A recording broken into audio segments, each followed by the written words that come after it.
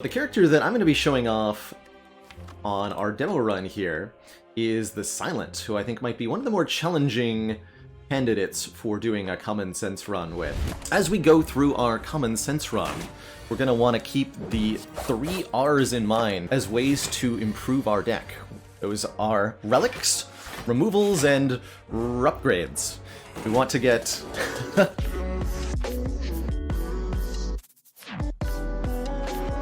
Hey, YouTube. Baylor here in the big cozy chair, and today I'm going to talk about the Common Sense achievement in Slay the Spire. That's this one here. Beat the game with a deck of cards containing no uncommon or rare cards. It's a pretty challenging achievement to get, because you have to be able to beat the end of the game Act 3 using only common cards, so no powers allowed, in order to scale up your strength for those final bits of the game. Much like the other achievements, I do recommend trying this one on non-Ascension. Playing on the lowest difficulty is going to make it a lot more easy to win while having this challenge criteria put on top of you. When it comes to the character that you play with, I think that the Defect, let's take a look at the card library here, I think that the Defect is the best candidate for doing this achievement. There's so many different cards in the common pool for this character that you can really work with. There's a lot of good blocks that are powerful once upgraded. You have access to both vulnerable and weaken, and there's an inherent scaling mechanism in Claw. So I've had quite a few successful common sense defect runs that revolve around that. That said, you can use pretty much any character. On Ironclad, I think successful strategies are probably going to utilize Body Slam, dealing damage equal to your block and getting a bunch of upgraded blocks. Or you can also do Flex plus Heavy Blade or Sword Boomerang, with maybe Thunderclap for some vulnerable application. That's another pretty powerful combo that can get you through the endgame. On Watcher, I suspect successful strategies will revolve around either Flurry of Blows or something like Crush Joints plus Empty Fist as a damage mechanism. And then your block is going to come from upgraded Protects, possibly Halt, or upgraded copies of Evaluate. But the character that I'm going to be showing off on our demo run here is the Silent, who I think might be one of the more challenging candidates for doing a common sense run with. I don't think I've ever done a common sense run with her either, so this will be an exciting one. Just like with previous achievement videos, what I'm going to do here is I've got a video that I've recorded beforehand and I'll be doing post-run commentary on, explaining my choices as we go. So without further ado, let's dive on in. So starting with the Silent on Ascension Zero. Again, the goal is to win without taking any uncommon or rare cards, commons only. A couple of notes for the Common Sense achievement is that you can have curses. Those don't count against your... those don't count against the achievement. You're also allowed to have colorless cards as long as they have a gray border on top. So I believe Bites and Apparitions both qualify for the Common Sense achievement. I decided to take a removal from the starting bonuses here. There was a choose a rare card option, obviously not so helpful. And likewise, you can, if you trade your starting relic for a random boss relic at the start, you can get a transform from a Pandora's Box or Astrolabe that causes you to immediately fail the condition of the run. So I think it's easy to best to just take a reasonable starting bonus without a downside to it. Something like a relic in particular is super helpful. As we go through our Common Sense run, we're going to want to keep the 3 R's in mind as ways to improve our deck. Those are relics, removals, and upgrades. We want to get as many cards, as many common cards upgraded as we can. We want to get as many of our starter cards removed as possible, and we want to accumulate as many relics as possible in order to get this to work in the late game. I pick up a couple of common attacks from my first few rewards. A Sucker Punch and a Dagger Spray gives us a little bit more immediate damage, as well as some mitigation in that weaken, which I'm sure will be helpful, grateful for, in the later game. And we grab another removal at an early shop, so with 2 starter cards removed, we're already starting to head in the direction that we want to. Ideally, by the end of the run, we'll have almost none of these starter cards left.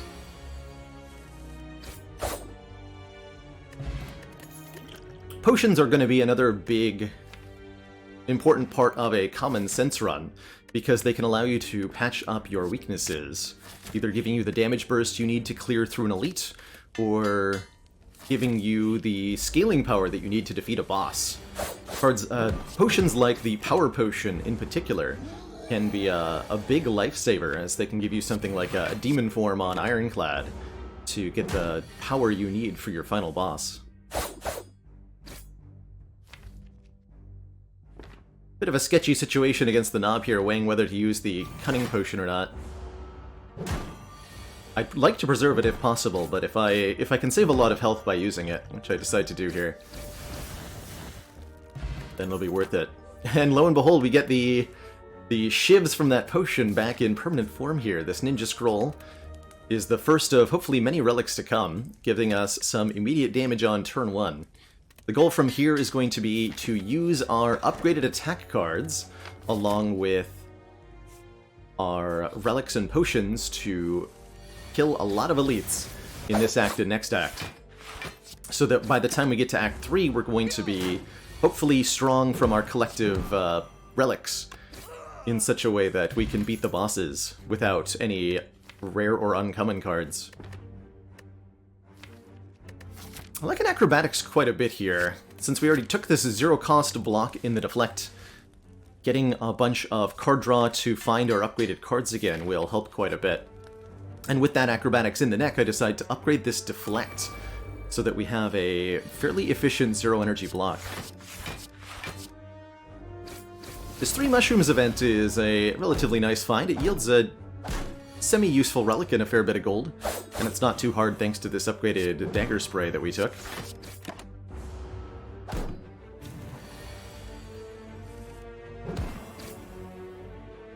The biggest challenge ahead is going to be Hexaghost. One of the best ways to beat that boss is to use poison cards on Silent. An upgraded deadly poison or even just a poison stab would have been really nice earlier in this act, but we haven't seen a single one. That said, some combination of Strength Potion will probably do it here. We've got 2, and I doubt I need to use both to beat Hexaghost.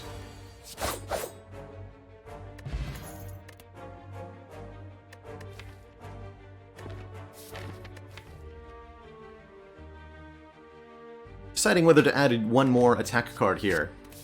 Ultimately decide to go with a Sneaky Strike.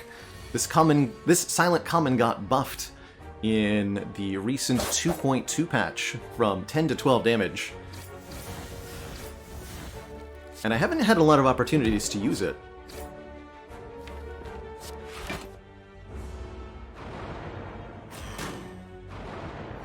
I decided to pick it up because of this acrobatics. Being able to draw and discard will make the Sneaky Strike free, or return the 2 energy cost. Hopefully that will turn into something useful fairly consistently on this run.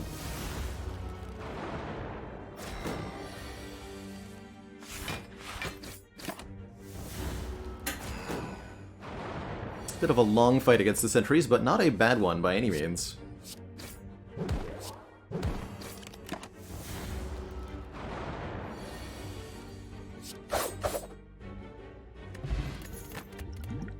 One more way to block some curses is nice. Do we go for this second Sneaky Strike? We do. Double Sneaky Strike. Definitely merits an upgrade on the acrobatics to draw them more consistently. And from here we'll probably want to upgrade those Sneaky Strikes as well, since they are +4 on the damage when upgraded.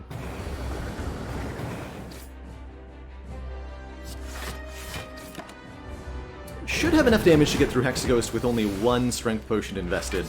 We're going to want to be fairly careful with those, because they are a good way to get past our Act 2 boss as well, and we're not guaranteed to find anything in Act 2 beyond that will help us. So there is a bit of an incentive to be in resource conservation mode here.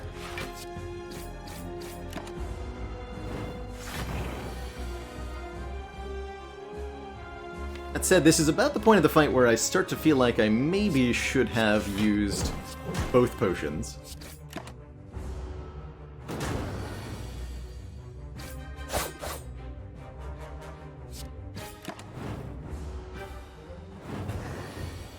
Deciding to trade health instead of blocking there so that I can hopefully get the kill on this turn, which we do.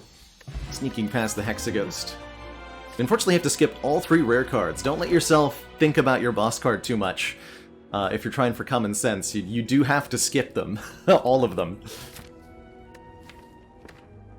And I end up picking up a Coffee Dripper as my boss relic.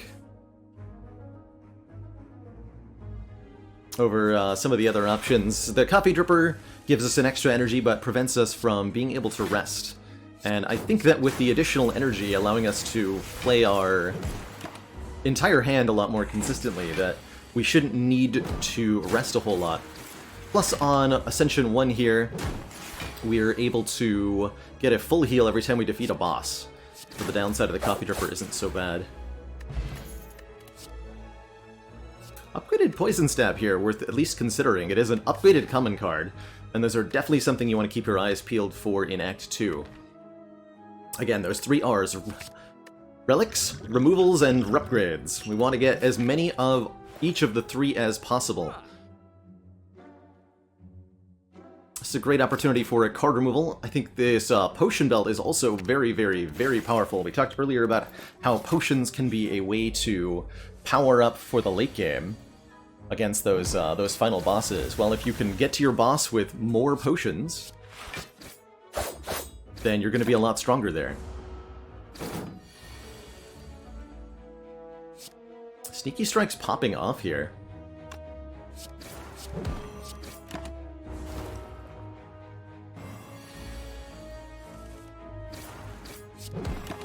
Got no problem with Chosen. Chosen's not too bad. As long as you can do about 100 damage in 3 turns, then most of the encounters in Act 2 won't be a problem for you.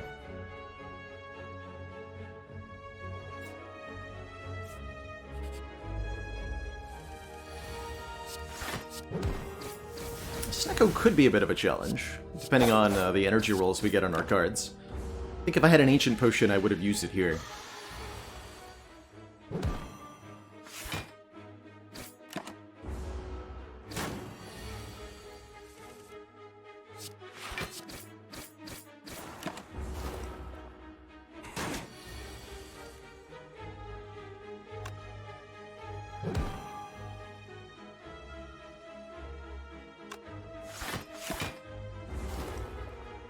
Send that snack to heck. Another upgraded Deflect. That just feels like a freebie.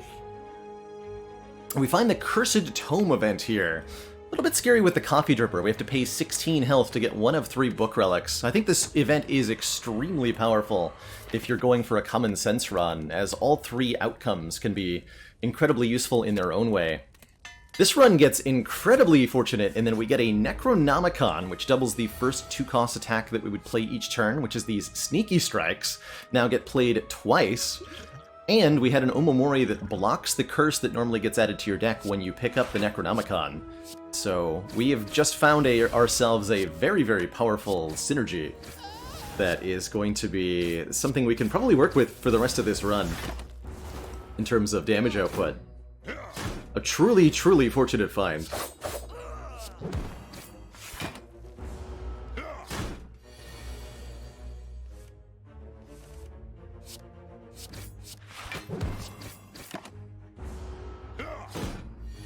Doubled Sneaky Strikes will be 32 damage now that they're upgraded. I'm also extremely happy with this Cultist Potion find.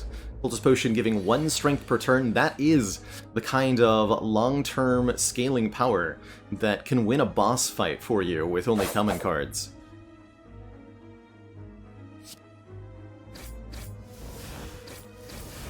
End up deciding to kill the Mystic on turn 1 here. It's not usually correct to go Mystic first in this fight, but if you can get a turn 1 kill and she's attacking you, I think it's definitely a good choice. And this man is no match for our Sneaky Strikes.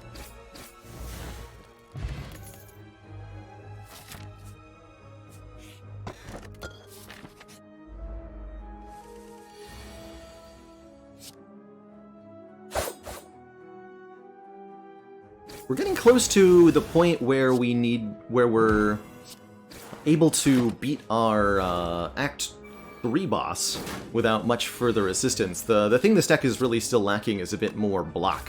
These 2 deflects on their own won't be enough. We would like maybe one more source of weaken. We would like to find a source of dexterity, perhaps. Or we would like to maybe get some upgraded backflips into this deck. And a bit more energy. Dodge and roll could work too, though I do decide to skip that one. I think I would require it to be upgraded for me to add it here. We also want to accumulate as many potions as possible and as many relics as possible, which is a fairly difficult balance here. Trying to fight the Book of Stabbing does require potion use, but the relic will probably be worth it. Really good turn 1 in this fight too, holy heck. Just able to consistently produce very good amounts of block and damage with these upgraded common cards. And you'll find that is the case with most of the characters. Upgraded commons are very numerically efficient. There's that dex we were looking for. And that backflip I wanted. There you go.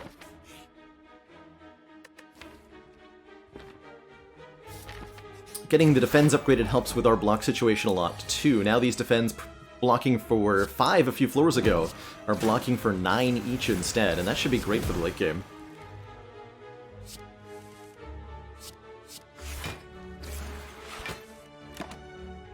It's not enough block to defeat Act 4 with, but it should be fine for the end of Act 3.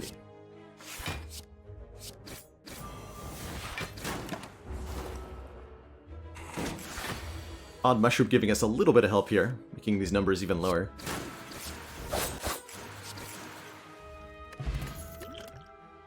Extremely happy to see that Fairy in a Bottle. Second chance at life, if we should perish anywhere along the way.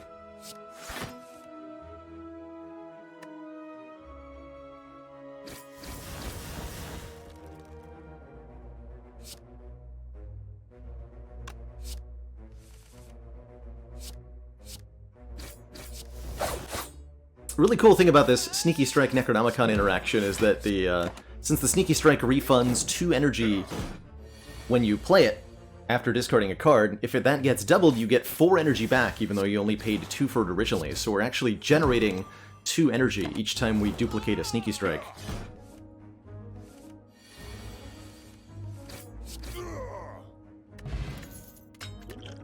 Calipers might let us retain block if we're able to accumulate enough.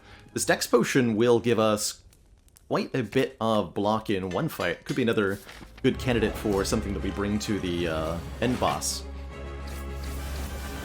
That said, Collector is an extremely challenging opponent, so I decide to invest some potions right away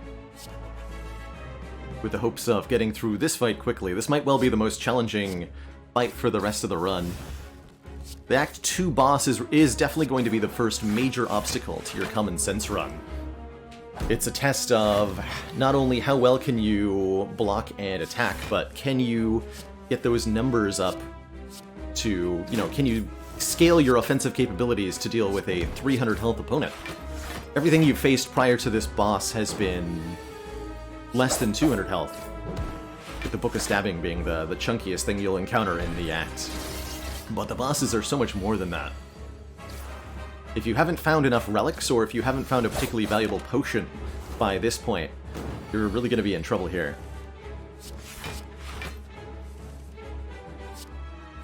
Definitely feeling the benefit of the Odd Mushroom in this one. It's making collectors vulnerable, not so impactful.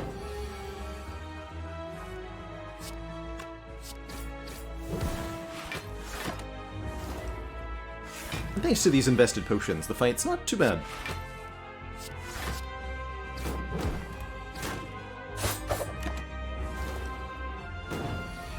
Again, a reminder to us all to skip the rare card that the boss drops. Not allowed to take it. No rares. Don't even look at it. Don't want to know. We don't want to take a Pandora's box. That would transform our cards into rare and uncommons. We could take the Fusion Hammer here for more energy, or that Wrist Blade will make our Slice do more damage. Probably going to be a Fusion Hammer for 5 energy. But looks like I go with the... Oh, because of the Coffee Dripper, I think I decide to take the Wrist Blade instead, so that I have something I can do at fires. In Act 3, fighting elites is not particularly advisable. They are more dangerous than the boss of the act in a lot of ways. Particularly Giant Head and, for this deck, Nemesis, I think would be really problematic. The intangible of Nemesis every other turn, preventing us from using our damage output efficiently. Putting us at the whims of our draw order could really go badly for us. And I'm not sure this can deal enough damage to Giant Head before the big attack starts swinging.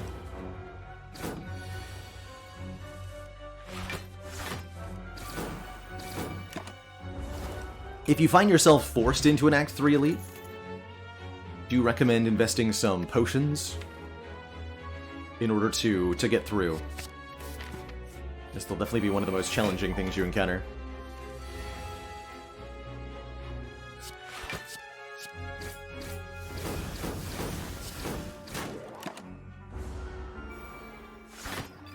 For this run, I did feel strong enough that we're going to be pathing into a couple of them. I think the Necronomicon really makes this a lot stronger than it would be otherwise.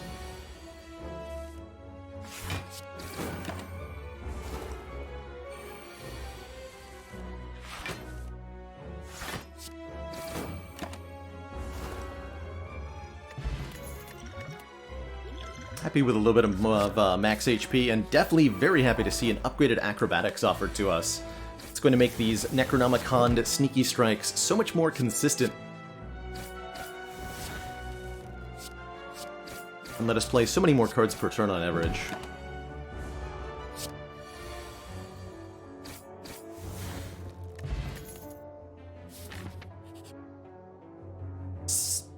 Say no to that blade dance with the wrist blade, which in retrospect I maybe should have considered a little bit more heavily. That's a common card that does 32 damage on its own for 1 energy, with the +4 per shiv that we have from our boss relic. I think we'll be just fine without it though.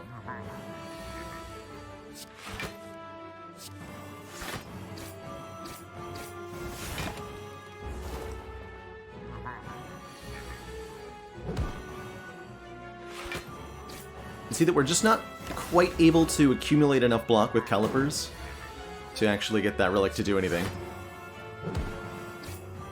And the timer's running out against Giant Head, starting to wish that I'd used the Cultist Potion for this one. Fortunately, the bonus draw from Centennial Puzzle helped quite a bit here.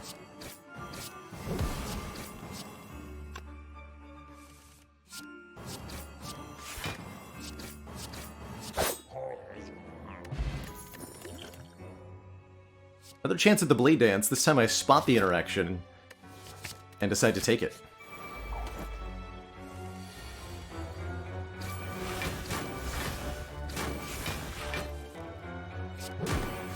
Writhing Mass definitely one of the major challenges in a Common Sense run as well. The enemy has so much health, and the malleable property causes them to take less damage from subsequent attacks in the same turn.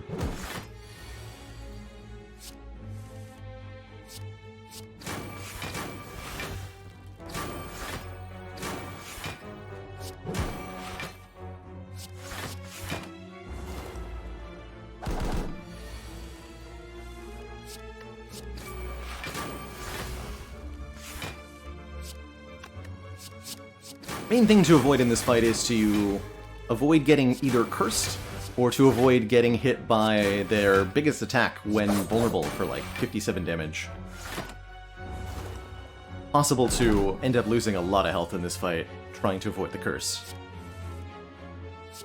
And the secret is to not use too many of your attacks. Always leave yourself with 1 or 2 spare attacks in hand. Try to avoid using the last one if at all possible.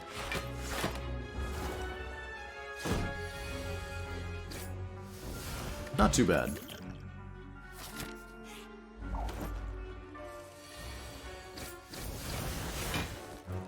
Ma is another toughie. This enemy requires you to do 300 damage in 8 or so turns before their damage gets really out of control. This enemy scales both their strength and the number of attacks that they use, which gets really, really nasty after about 8 turns.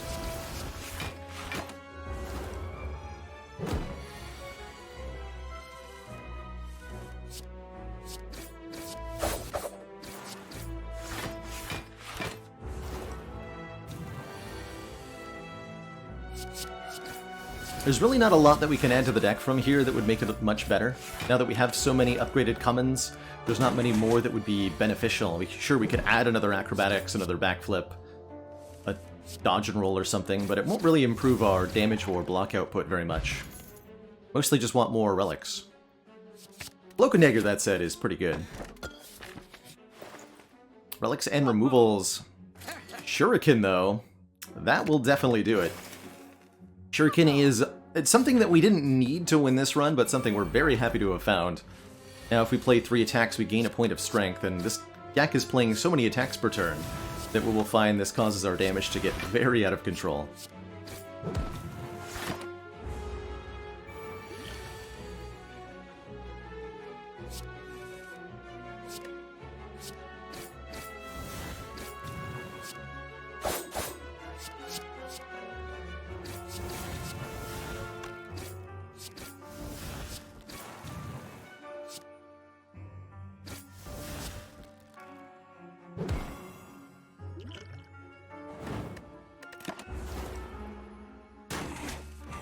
Spicy turn overall.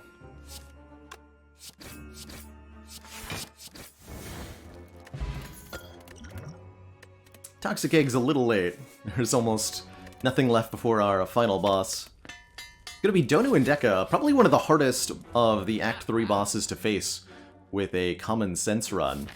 Donu and Deka really require you to either output a lot of damage or scale your block up quite powerfully. The easiest boss to get for this achievement is going to be Awakened One.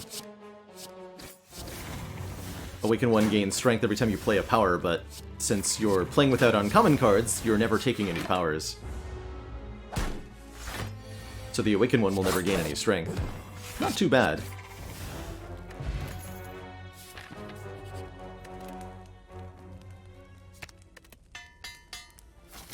Almost no unupgraded cards left in the deck, which means we've done well on the removals and upgrades this run. It should be what your common sense deck starts to look like towards the end. If you find yourself with lots and lots of upgraded cards, it probably means you're taking too many. Only 22 cards in this deck by the end, which is on the low side, I think, for a run this late. Check out that damage output, holy moly.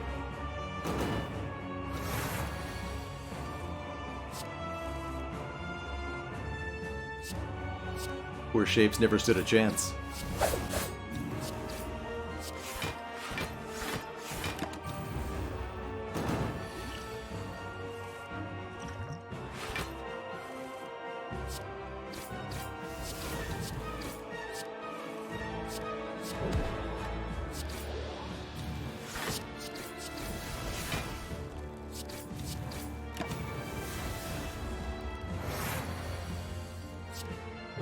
And GG. There's common sense done with the silent. Appreciate you watching this, everybody. If you like this video, let me know in the comments below which character you got your common sense achievement with. And good luck with your runs out there, everyone. Thanks so much for watching. Ta-ta for now. Hey everyone. Thanks so much for watching. Did you know that I'm live 5 days a week on Twitch? Come join us to watch me live, ask questions, or chill with the community. Click the link in the description below to follow and be notified when I'm live. And while you're down there, make like a sandwich and sub to this channel for more fresh Baylor content. Ta-ta for now.